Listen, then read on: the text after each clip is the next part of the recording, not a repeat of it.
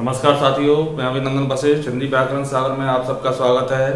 आज व्याकरण से संबंधित सबसे महत्वपूर्ण टॉपिक क्रिया के बारे में हम जानकारी करेंगे। क्रिया को लेकर काफ़ी भ्रांति रहती है और समझ में नहीं आता है कि उत्तर क्या करें, और उसमें भी क्रिया के कई भेद हैं, परंतु मुख्यतः अकर्मक व सकर्मक को लेकर के काफ़ी दिक्कत अध्यापकों के साथ, छात्रों के साथ रहती है। इसकी हम जानकारी करेंगे। परीक्षा में आए हुए प्रश्नों का उत्तर किस प्रकार से देना है, कौन सी क्रिया किस रूप में होगी, इसके बारे में भी अपन जानकारी करेंगे। तो अपना टॉपिक है क्रिया।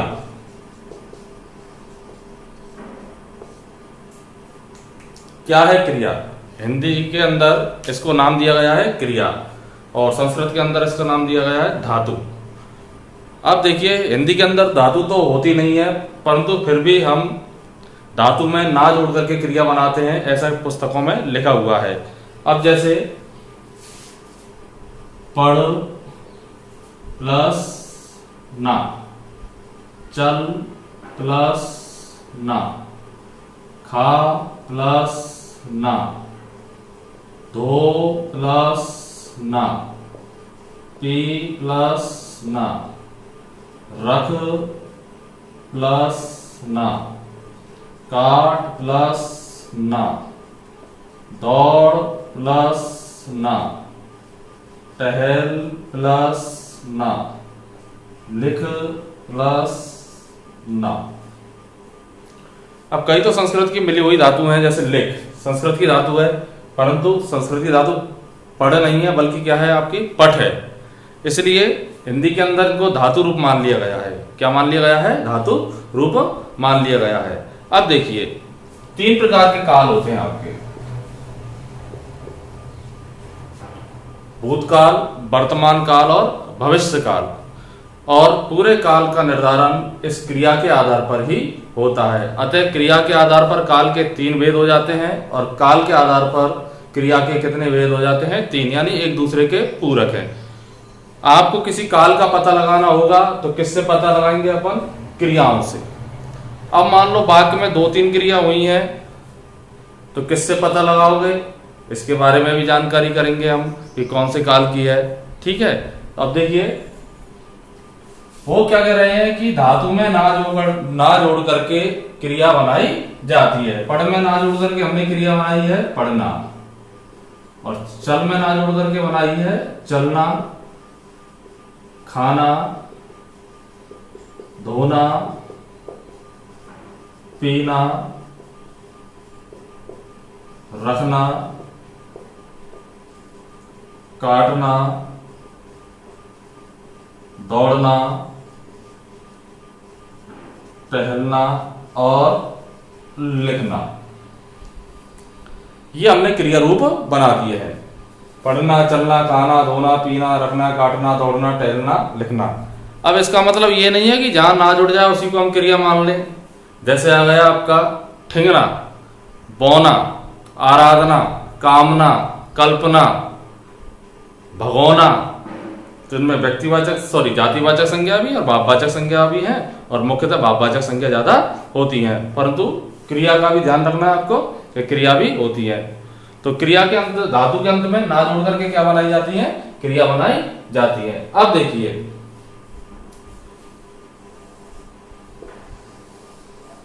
इस रूप को देखिए: पढ़ना, खाना, पीना, लिखना, चलना, दौड़ना, आना जाना, उठना बैठना, टहलना, घूमना फिरना। इनका कभी भी वाक्य में प्रयोग हुआ है या नहीं हुआ है आपके द्वारा? इसको भी देख लीजिए आप। पढ़ना है, चलना है, खाना है, धोना है, पीना है, रखना है, काटना है, दौड़ना है, टहलना है, लिखना है। यदि आप इसको देखेंगे तो ये क्रिया का साधारण रूप है। कैसा रूप है? ये क्रिया का साधारण रूप है, और ये क्रिया का साधारण रूप कभी भी क्रिया नहीं होता है। क्रिया का यह साधारण रूप कभी भी क्या नहीं होता है? क्रिया नहीं होता है। अब देखिए, अपन ने पढ़ना को ही लिया। किसको लिया अपन ने? पढ़ना को। जैसे राम पढ़ता है, अब क्रिया तो पढ़ना है, यहां तो पढ़ता आ रहा है आपका। राम भूतकाल का बनाया अपन ने, पढ़ा। भविष्य काल बनाया अपन ने, राम पढ़ेगा। अपूर्ण वर्तमान काल बनाया, राम पढ़ रहा है। अपूर्ण भूतकाल बनाया, राम पढ़ रहा था। आसन्न भूतकाल बनाया, राम पढ़ चुका है। पूर्ण भूतकाल बनाया, राम पढ़ चुका था। अब आप देखिए पढ़ना तो वहीं पर आ ही नहीं रहा है, चलना है। इसी प्रकार से राम चलता है, राम चला, राम चलेगा, राम चल रहा है, राम चल रहा था, राम चल चुका था, राम चल रहा होगा। यानी 3 काल है, वर्तमान काल, भूतकाल और भविष्य काल, और इनके भेद है अलग अलग। इनमें से किसी में भी हम देखेंगे तो क्रिया का ये साधारण रूप कभी भी प्रयोग में नहीं होता है। फिर कहेंगे कि ये क्रियाएं तो इनको साधारण रूप में कभी प्रयोग नहीं होता है, तो मान लो ये प्रयोग हो गए तो क्रिया होंगी या नहीं होंगी? ये प्रयोग हो गई तो क्रिया होंगी। कब होंगी इसके बारे में देखिए।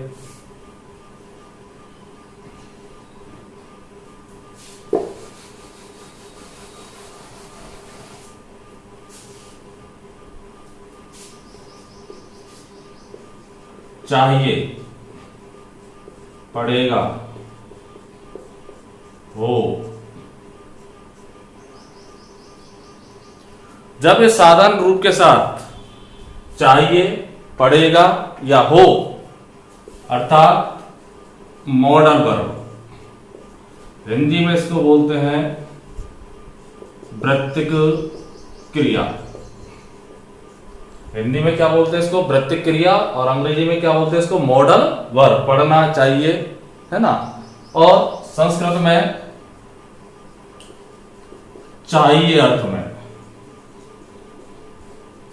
लोट लकार, चाहिए अर्थ में हो, तब कैसे में चलेंगे? आपकी क्रिया रूप में चलेंगे। जैसे हमको पढ़ना चाहिए या हमें पढ़ना चाहिए, हमें पढ़ना होगा, हमें पढ़ना पड़ेगा। हमें पढ़ना चाहिए, हमें पढ़ना होगा, हमें पढ़ना पड़ेगा। ये जब आएंगे तब क्या रहेगी? ये क्रिया रूप रहेगा। क्या रहेगा? तभी आपका क्रिया रूप रहेगा। अन्यथा ये साधारण रूप क्रिया नहीं होगा। तो फिर प्रश्न उठता है कि क्या होगा? तो ये रहेंगे आपके भाववाचक संज्ञा, जिसको क्रियार्थक संज्ञा नाम दिया गया है। क्या नाम दिया गया है? क्रियार्थक संज्ञा, अर्थात क्रियार्थक क्रिया या क्रियार्थक संज्ञा। यानी इनका मूल रूप तो क्रिया ही है, परंतु वाक्य में जाकर इनकी भूमिका किसकी हो जाती है? संज्ञा की हो जाती है। तो इस चीज का ध्यान रखना है। जब क्रिया के इस साधारण रूप के साथ मॉडल वर्ब चाहिए, पढ़ेगा या होगा, तभी क्या होंगी? ये आपकी क्रिया होंगी। तभी क्या होंगी? आपकी ये क्रिया होंगी, जिसको हिंदी में वृत्तिक क्रिया बोलते हैं और संस्कृत में लोट चाहिए अर्थ में होती है। इसके अलावा एक जगह और आ जाती है आपके, जब इनके साथ में सहायक क्रिया जुड़ जाती है। जैसे मुझे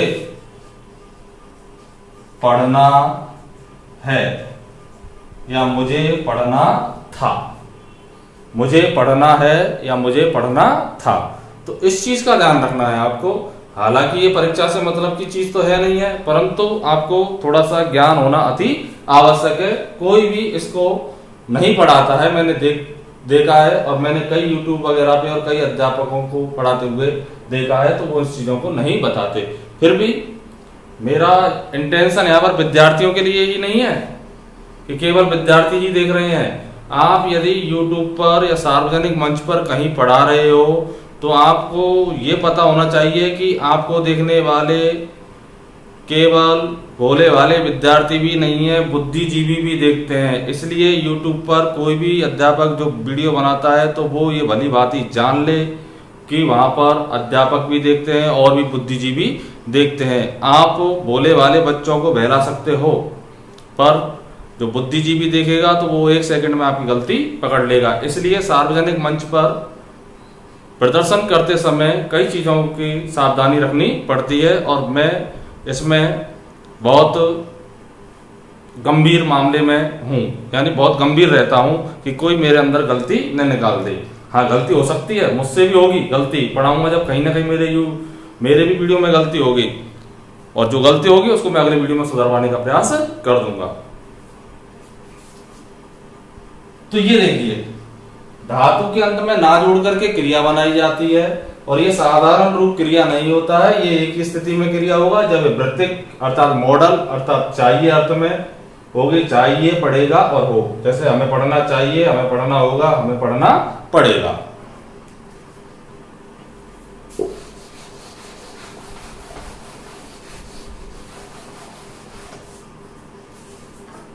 अब देखिए आगे की कहानी कि आप वाक्य में से क्रिया का पता कैसे लगाएंगे, कौन सी क्रिया है। इसको मैं एक उदाहरण दे रहा हूं, और बहुत अच्छा उदाहरण है जिसको हम दिन रात प्रयोग करते हैं। जैसे मैं प्रतिदिन टहलने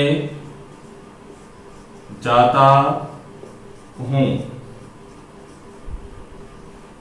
मैं प्रतिदिन टहलने जाता हूं, इसमें से आपको क्रिया बतानी है, क्रिया क्या है।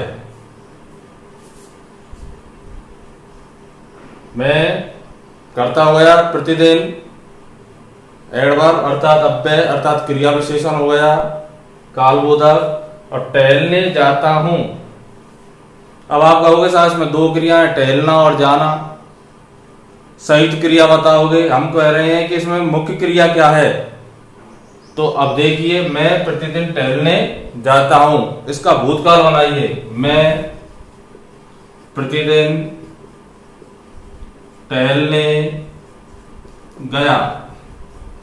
भविष्यकाल बनाइए, मैं प्रतिदिन टहलने जाऊंगा।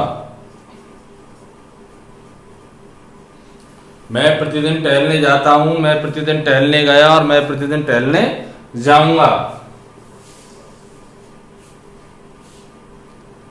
अब आपको काल का पता लगाना है तो मुख्य क्रिया से ही पता लगेगा। तो मुख्य क्रिया क्या है आपकी, जाना, गया और जाऊंगा। और इससे पहले एक बात क्या बताई थी, जब तक क्रिया के साथ में ना लगा हुआ है, यानी क्रिया ना रूप में है और उसके साथ में चाहिए, पड़ेगा या हो नहीं है, तो वो क्या कहलाएगी, आपकी संज्ञा कहलाएगी। क्या कहलाएगी, आपके संज्ञा कहलाएगी। तो टहलना यहां पर क्या हो गया, आपका संज्ञा हो गया। टहलना क्या हो गया, आपका संज्ञा हो गया। तो मैं प्रतिदिन टहलने जाता हूं, मान लो ये क्रिया होती तो ये कहीं ना कहीं किसी न किसी रूप में परिवर्तित जरूर होती, इसलिए क्रिया ने होकर के क्या है, आपकी क्रियार्थक क्रिया अर्थात संज्ञा है। अगला देखिए एक और उदाहरण, जैसे लिखना भी एक कला है। लिखना भी एक कला है, अर्थात writing is a art. Writing is a art, लिखना भी एक कला है। क्या लिखना कोई क्रिया कर रहा है, कोई व्यक्ति करता कोई क्रिया कर रहा है लिखना की। इसको वाक्य को गौर से देखें तो लिखना भी एक कला है। तो किसके बारे में बात चल रही है, लिखने के बारे में। और इसके साथ चाहिए या पड़ेगा कुछ भी नहीं है, ना हो है, तो ये क्या हो गई, आपके संज्ञा हो गई। क्या हो गई आपकी ये संज्ञा। अगला उदाहरण और देखिए, घूमना। घूमना नहीं होता है, ये वास्तविक रूप में टहलना। टहलना स्वास्थ्य के लिए लाभदायक है।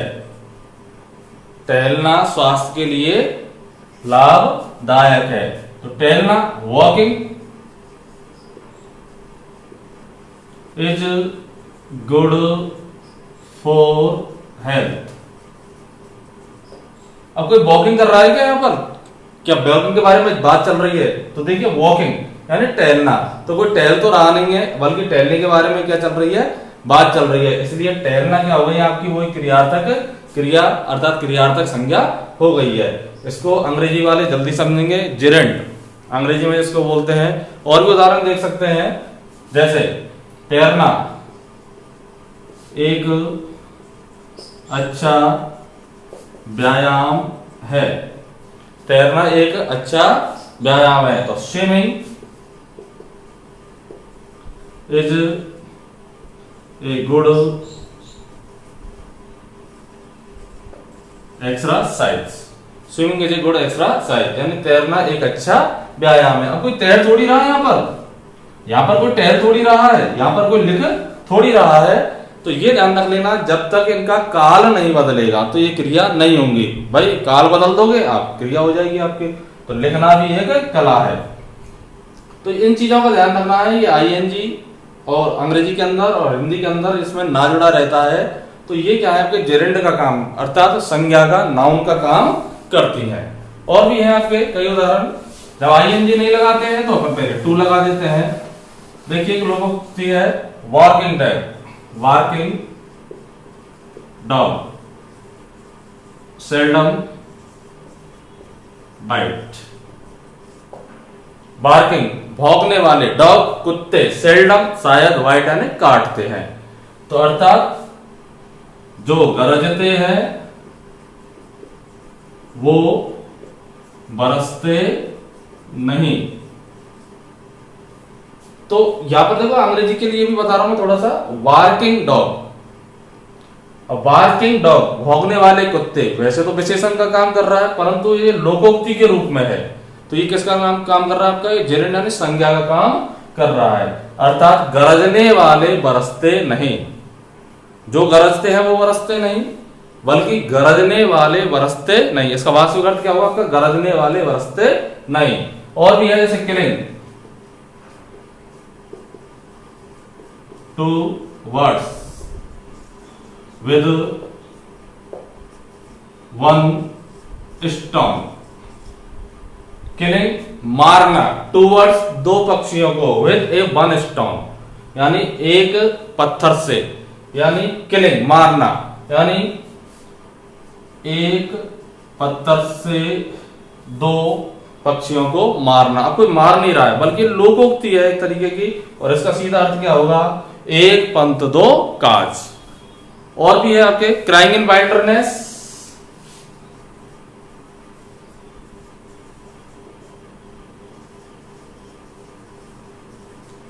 अर्थात भैंस के आगे बीन बजाना।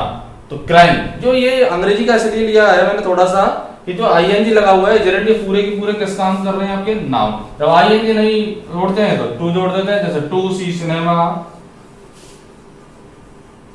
इज ए बैड हैबिट, यानी सिनेमा देखना बुरी बात है, यानी गंदी बात है या गंदी आदत है। तो टू सी सिनेमा। अब टू सीइंग नहीं आएगा क्योंकि टू जोड़ दिया, तो seeing cinema is a bad habit, इस प्रकार से हो जाता है। तो ये अंग्रेजी के से जल्दी समझ में आती है क्रिया का ये रूप, क्योंकि अभी तक कई अध्यापक इस भ्रम में है कि जो हिंदी भाषा है वो संस्कृत का आधार लिए हुए है। जबकि मैं आपके लिए बता देता हूं हिंदी अपनी अलग भाषा है। इसमें से संस्कृत की केवल तीन चीजें ज्यों की त्यों चलती हैं, संधि, कारक चिन्ह और उपसर्ग। समास में भी कहीं ना कहीं गड़बड़ी है, कारक चिन्हों में हल्की फुल्की थोड़ी सी गड़बड़ी है इसके अंदर। अब आता है आपके क्रिया से संबंधित प्रश्न।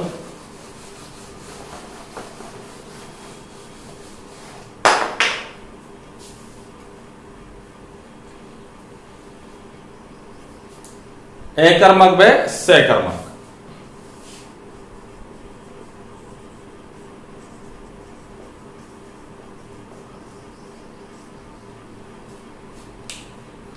एकर्मक व सकर्मक, ये जो है आपके कर्म के आधार पर क्रिया के दो भेद हैं, एकर्मक व सकर्मक। ए यानी नहीं, उपसर्ग जुड़ा हुआ है, कर्म को क्या यानी करने वाली, यानी जो क्रिया कर्म को नहीं करती है वो क्या कहलाएगी आपकी एकर्मक। तथा दूसरी आपकी से यानी सहित, कर्म को क्या यानी करने वाली, ऐसी क्रिया जो साथ साथ कर्म को करती है वो क्या कहलाएगी आपकी सकर्मक क्रिया कहलाती है। तो इसकी पहचान को लेकर बड़ा झंझट रहता है कि साहब क्या किसे किसको प्रश्न करते हैं। बिल्कुल करिए, परंतु ये चीज का ध्यान रख लेना, वाक्य में सबसे पहले आपको कर्ता को देखना होगा। यदि वाक्य में दी हुई है तो सबसे पहले किसको देखना होगा, कर्ता इसमें कौन है, और उसके बाद कर्ता के साथ क्या लगा करके प्रश्न करना है। सीधा क्या लगा के प्रश्न किया तो मामला गड़बड़ हो सकता है। तो इसलिए प्रश्न करते हैं अपन, क्या किसे और तीसरा है आपका किसको। क्या, किसे या किसको। इसका जो उत्तर आता है वो अप्राणीवाचक, और इनका जो उत्तर आएगा वो क्या आएगा आपका प्राणीवाचक। किसे या किसको का उत्तर आएगा तब किसका आएगा आपका प्राणीवाचक का, और क्या का जो उत्तर आएगा वो किसके लिए आएगा आपका अप्राणीवाचक का। अब जो महत्वपूर्ण चीज है उसको समझने का प्रयास करेंगे अपन। वो क्या है कि क्रिया दो तरह से चलती है, एक तो स्वतंत्र रूप में और एक प्रयोग के रूप में। एक तो कैसे चलेगी आपकी स्वतंत्र रूप में अकर्मक सकर्मक, और एक वाक्य में प्रयोग के रूप में भी चलेगी। तो वाक्य में प्रयोग के रूप में लेकर के बड़ी भ्रांति रहती है, और उसमें से वो प्रश्न आगे आएगा और उसको लेकर के भी हम सुलझाने का प्रयास करेंगे, आपको समझाने का प्रयास करेंगे कि परीक्षा में आए हुए प्रश्न का किस प्रकार से उत्तर देना है। यदि प्रश्न इस प्रकार से आया तो उत्तर इस प्रकार से देना है, और इस प्रकार से आया तो उत्तर इस प्रकार से आपको देना है। तो अपन को क्या, किसे व किसको, ये तीन प्रश्न करने हैं। अब देखिए जैसे पढ़ना, तो क्या पढ़ता है, तो हम एक काल्पनिक उत्तर लेंगे। भाई वो कुछ पत्रिका पढ़ेगा, नाटक पढ़ेगा, कहानी पढ़ेगा, अखबार पढ़ेगा, किताब पढ़ेगा, कुछ न कुछ तो पढ़ेगा। तो पढ़ना क्रिया कैसी हो गई आपकी सकर्मक हो गई। पढ़ना क्रिया कैसी हो गई आपकी सकर्मक। परंतु कई स्थितियों में गड़बड़ा जाता है मामला। जैसे मैं कक्षा 5 में पढ़ता हूं, अब कर्म रख के देखो, कोई हो ही नहीं सकता, संभव ही नहीं है कि कोई कर्म रख दें हम। चलना, क्या चलता है, साइकिल चलता है, पुस्तक चलता है, अखबार चलता है, सेब चलता है, वृक्ष चलता है, कोई उत्तर ही नहीं आएगा आपका। तो ये क्रिया कैसी हो गई आपकी अकर्मक। तो ये तो कैसी हो गई आपकी सकर्मक, और ये कैसी हो गई आपकी अकर्मक। खाना, क्या खाता है, भाई ना को तो अपन ने हटा दिया, धातु धातु को काम में लेना अपन को, और वर्तमान काल बना के देख लेना अपन को क्या खाता है। तो कुछ न कुछ तो खाएगा वो आपका, आलू खाता है, प्याज खाता है, सब्जी खाता है, मिठाई खाता है, रोटी खाता है, दाल खाता है, कुछ भी कुछ न कुछ खाएगा। क्या धोता है, ये भी सकर्मक हो जाएगी। कपड़े धोता है, गाड़ी धोता है, जूते धोता है। क्या पीता है, पानी पीता है, दूध पीता है, जूस पीता है, शराब पीता है। तो ये भी क्या हो जाएगी आपकी सकर्मक हो जाएगी। क्या रखता है, पर्स रखता है, पुस्तक रखता है, मोटरसाइकिल रखता है। तो ये क्रिया भी कैसी हो जाएगी आपकी सकर्मक हो जाएगी। क्या काटता है, फसल काटता है, सब्जी काटता है। तो ये क्रिया भी कैसी हो जाएगी आपकी सकर्मक हो जाएगी। क्या दौड़ता है, कोई उत्तर नहीं आएगा आपका। तो ये क्रिया कैसी हो जाएगी आपकी अकर्मक हो जाएगी। क्या टहलता है, ये इसका कोई उत्तर नहीं आएगा आपका, अकर्मक हो जाएगी। क्या लिखता है, कहानी, नाटक, जो कुछ भी है, तो ये क्रिया कैसी हो जाएगी आपकी सकर्मक हो जाएगी। तो यहां तक तो ठीक है। और परीक्षा में ये 10-12 क्रियाएं जो पूछी जाती है, खाना, पीना, लिखना, खेलना, दौड़ना, हंसना, उड़ना, या 8, 10, 15, 20 के आसपास जो क्रियाएं जो परीक्षा में अधिकांश से पूछी जाती हैं। अब देखिए कुछ क्रियाएं, जैसे चमकना,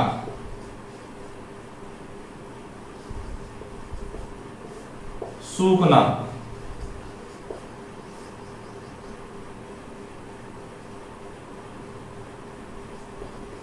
गिरना।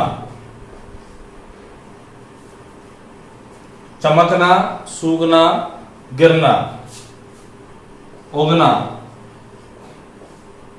टिमटिमाना,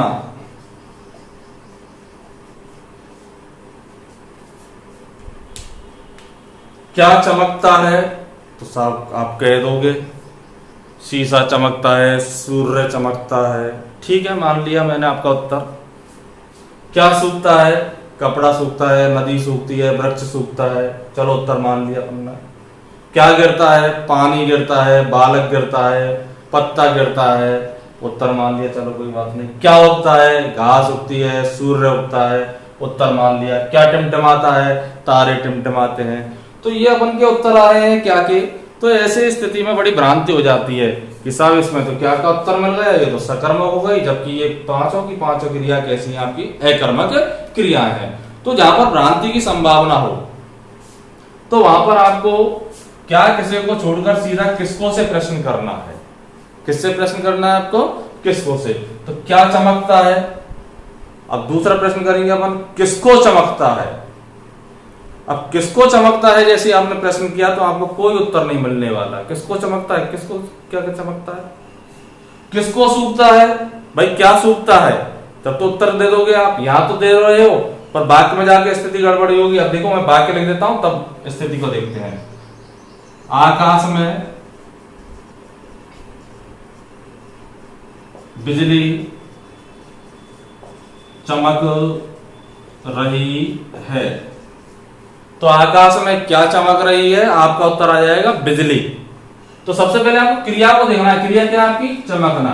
वाक्य कैसा भी हो, कितना भी लंबा हो, आपको उसमें से क्रिया को निकाल के ले आना है। सबसे पहले वाक्य कैसा भी हो, कितना भी लंबा हो, किसको निकाल के ले आना है अपन को, क्रिया को। और क्रिया को सीधा किसको से प्रश्न करना है। तो किसको चमक रही है, तो यहां पर कोई उत्तर मिलने वाला नहीं है आपका। तो सीधा रूप क्या हो जाएगा, क्रिया का एकर्मक हो जाएगा। क्या हो जाएगा आपका, एकर्मक। जैसे कपड़े सूख रहे हैं, कपड़े सूख रहे हैं। तो अब देखिए आप प्रश्न करोगे साहब क्या सूख रहे हैं, क्योंकि आप कर्ता को भूल जाओगे, मुझे पता है। बुद्धिजीवी नहीं बोलेगा, पढ़ाने वाला नहीं बोलेगा, पर छात्र भूल जाते हैं। तो क्रिया क्या है आपकी, सूखना। इसको निकाल लो आप बाहर, क्रिया को। कपड़े और रहे सबको छोड़ दो, तो किसको सूख रहे हैं। अब वाक्य में कोई उत्तर आ रहा है, नहीं आ रहा आपका। तो सीधी क्रिया क्या हो जाएगी आपकी, एकर्मक हो जाएगी। गिरना, दीवार गिर गई और वृक्ष से पत्ता गिरता है। तो गिरना क्रिया को छांट लो आप। अब देखिए क्या गिर गई, जब तो उत्तर आ जाएगा आपका दीवार, और क्या गिरता है तब उत्तर क्या जाएगा आपका, पत्ता। जब अप्राणीवाचक कर्ता होता है तो क्या का उत्तर मिल जाता है आपको, जबकि वो होता तो वास्तविक रूप में करता है। तो इसके लिए सीधा सा फंडा क्या आपको समझाने का है मेरा ये। तो किसको से, तो किसको गिर गई, तो इसका कोई उत्तर मिलने वाला नहीं है। तो क्रिया रूप क्या हो गया आपका, एकर्मक। किसको गिरता है तो भी कोई उत्तर नहीं मिलेगा, तो क्या हो जाएगा आपका, एकर्मक हो जाएगा। अपन ने क्या से प्रश्न कर दिया तो मामला थोड़ा सा क्या है आपका गड़बड़ा सकता है। आकाश में तारे टिमटिमा रहे हैं,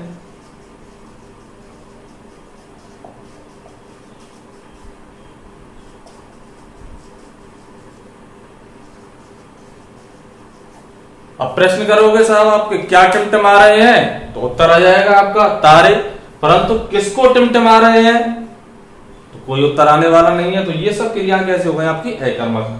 कई यहाँ पर छिद्रान्वेषी होंगे, मैं भी हूं, उन्हें को तो मैं गलतियों को पकड़ता हूं। अब कोई गलती पकड़ने की कोशिश कर रहा होगा कि कर्ता पहले है, पत्ता वृक्ष से गिरता है।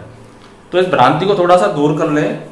कभी कभी वाक्य में जोर देने के लिए कर्ता को पीछे भी लाया जा सकता है, वाक्य को सही करने के लिए पीछे भी लाया जा सकता है कर्ता को। जैसे राम ने रावण को बाण से मारा, कभी किसी ने लिखा है कि राम ने बाण से रावण को मारा, उनको पता नहीं है अभी।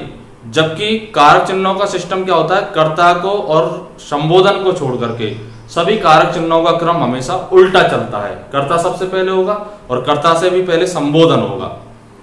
अब तो राम ने बाण से रावण को मारा, वाक्य इस प्रकार से होना चाहिए, परंतु कोई नहीं लिखता, उस पर ध्यान नहीं जाता और इस पे ज्यादा ध्यान चला जाता कि पत्ता पहले आएगा। साहब हम में से कौन जाएगा, हम में से कौन जाएगा, हम में से जाएगा कौन, कौन जाएगा हम में से, तीनों वाक्य ही सही है। तो स्थिति बदल सकती है वाक्य में, ये कोई जरूरी नहीं है कि कर्ता पहले ही लिखा जाए, परंतु अधिकांशतः कर्ता को पहले ही लिखते हैं। इस चीज का ध्यान रख लेना आप भी। तो ये आपके चमकना, सूखना, गिरना, होना, टिमटिमाना, ये सभी क्रिया कैसी हो गई आपकी, एकर्मक हो गई। कैसी हो गई आपकी, एकर्मक। अब आता है और भी चीजें आपकी, कई क्रियाएं ऐसी भी हैं जो दोनों रूपों में हैं। अब उनको अकर्मक की श्रेणी में रखें या सकर्मक की श्रेणी में रखें।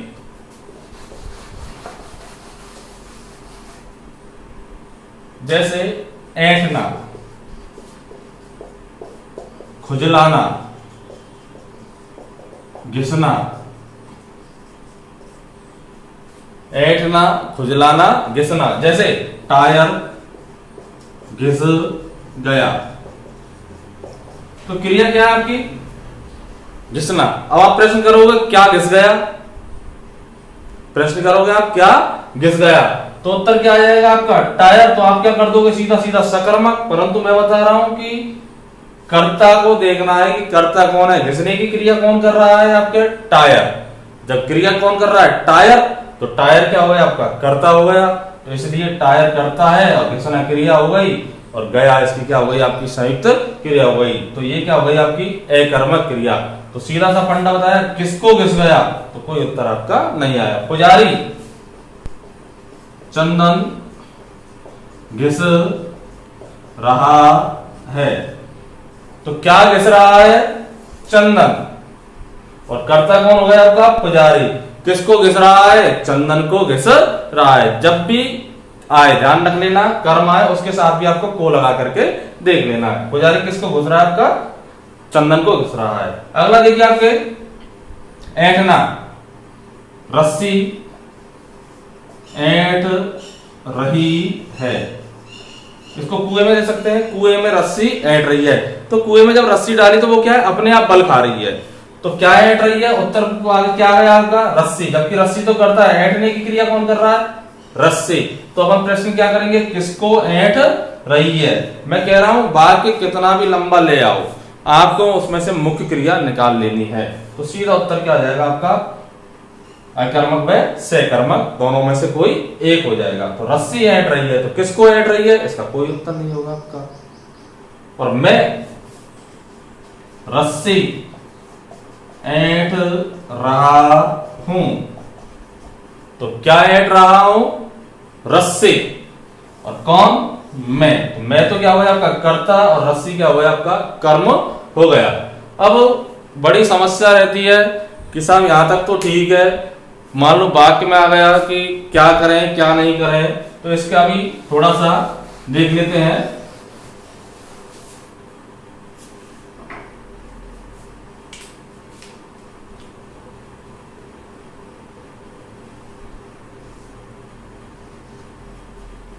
अकर्मक क्रिया के प्रकार के बारे में हम जानकारी नहीं करेंगे, परीक्षा में नहीं पूछी जाती, और पूछी जाती है तो विद्वानों के अलग अलग वेद है।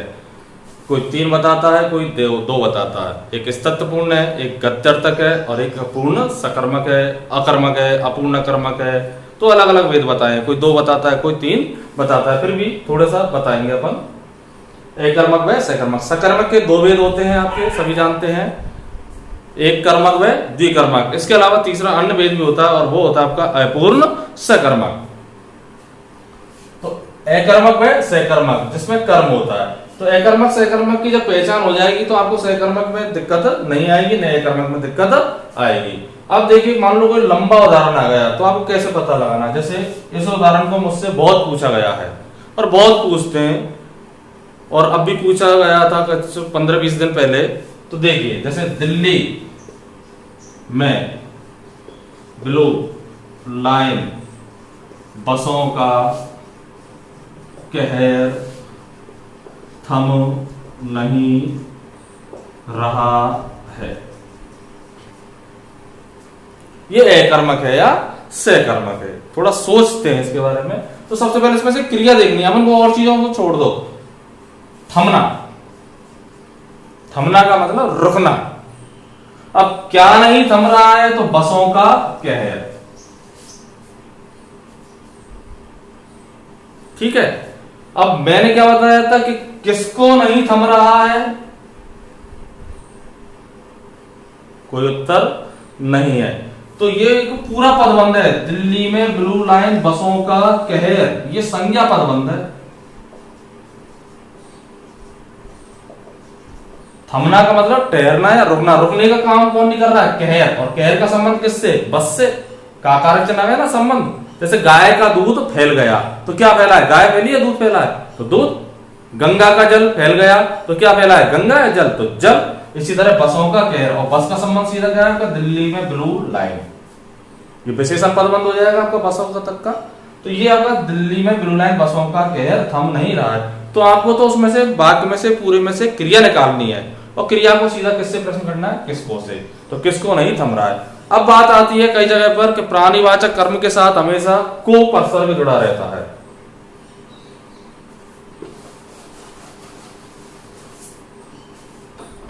प्राणीवाचक कर्मों के साथ क्या जुड़ा रहता है? को कर्म उपसर्ग जुड़ा रहता है, जबकि अप्राणीवाचक कर्म के साथ को उपसर्ग नहीं जुड़ा रहता है। अब देखिए, ठीक है, ये बात सही है, पर ये हमेशा ही सत्य नहीं है। इन चीजों का भी थोड़ा सा ध्यान रखना है। तो हमको लिखाते समय प्राय जरूर लिखाना चाहिए, प्राय या अधिकांशतः। जैसे मैंने गाय खरीदी,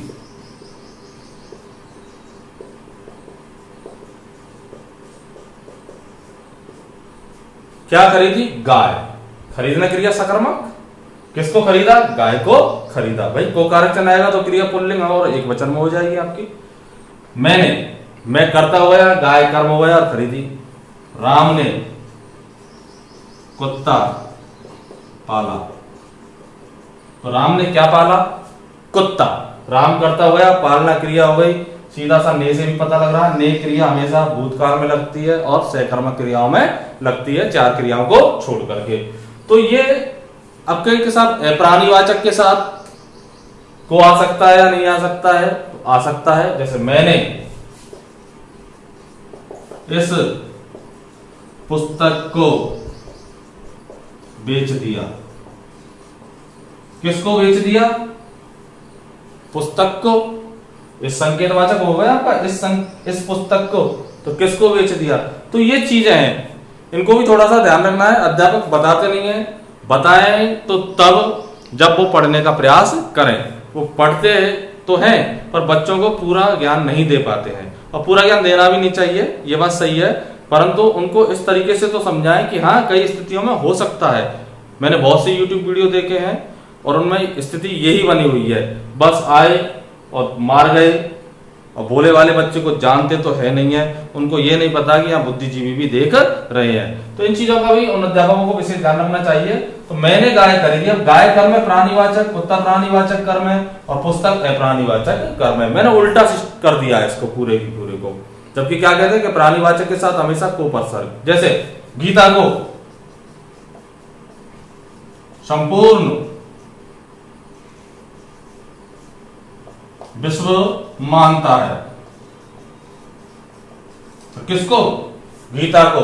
और विश्व क्या हो गया? कर्ता। अब कर्ता को मैं पीछे ले गया, विश्व, संपूर्ण विश्व गीता को मानता है। तो गीता को, देखो बात में सुंदरता भी होनी चाहिए, गीता को संपूर्ण विश्व मानता। हमने गीता पे जोड़ दिया इसलिए पहले लेके आए गीता को। तो गीता तो किसको मानता है? विश्व, गीता को। तो विश्व क्या हुआ आपका? कर्ता। तो आज के वीडियो में इतना ही होगा आपका। सब्सक्राइब करें, लाइक करें, शेयर करें। नए नए वीडियो आते रहेंगे, आपको महत्वपूर्ण जानकारी मिलती रहेंगी। मेरा उद्देश्य यहाँ पर शिक्षा देना तो यही है, परंतु मुख्यतः उन महत्वपूर्ण जानकारियों को भी साझा करना है जो आज तक कई अध्यापकों की पहुंच से भी बाहर है। छात्रों की पहुंच से में तो है ही नहीं है, वो छोड़ो, पर अध्यापकों की पहुंच से भी क्या है? बाहर है। तो ये ध्यान रख लेना आपको। तो गीता को संपूर्ण विश्व मानता है, तो गीता को संपूर्ण विश्व मानता है, तो विश्व करता है, संपूर्ण इसका विशेषण है, तो संपूर्ण विश्व गीता को मानता है। तो कभी कभी इस प्रकार से भी आपका पहले आ सकता है। अब अप्राणीवाचक है फिर भी को कारक चिन्ह, मैंने इस पुस्तक को, अप्राणीवाचक है फिर भी कारक चिन्ह, प्राणीवाचक है फिर भी कारक चिन्ह नहीं, प्राणीवाचक है फिर भी कारक चिन्ह नहीं। तो आप जितनी मेहनत करोगे उतना फायदे में रहोगे। अब बात आती है अकर्मक में सकर्मक में एक दो प्रश्नों की, जिसको मैं अगले वीडियो में बताऊंगा, जिसको लेकर काफी चर्चा बनी हुई है कि साहब इसको क्या माने, अकर्मक माने या सकर्मक माने। जैसे राम पढ़ता है, राम लिखता है, सीता गाती है। कई अध्यापकों का कहना है कि ये सकर्मक है और कई अध्यापकों का कहना है अकर्मक है। आप अपने उत्तर इन प्रश्नों के कमेंट बॉक्स में लिखिए, क्या उत्तर मानते हैं आप, और उसके बाद इसके बारे में पूरी विस्तृत जानकारी अगले वीडियो में बताई जाएगी, जिसमें से एक चुनौतियां भी होंगी अध्यापकों के सामने कि आपको यदि उत्तर करोगे तो ये करोगे या ये करोगे, वो चुनौती होगी एक तरीके की। आप इसको किस रूप में मानोगे, वो प्रश्न भी इसमें आगे आने वाले हैं। अगले वीडियो में मिलेंगे। धन्यवाद। जय श्री राम।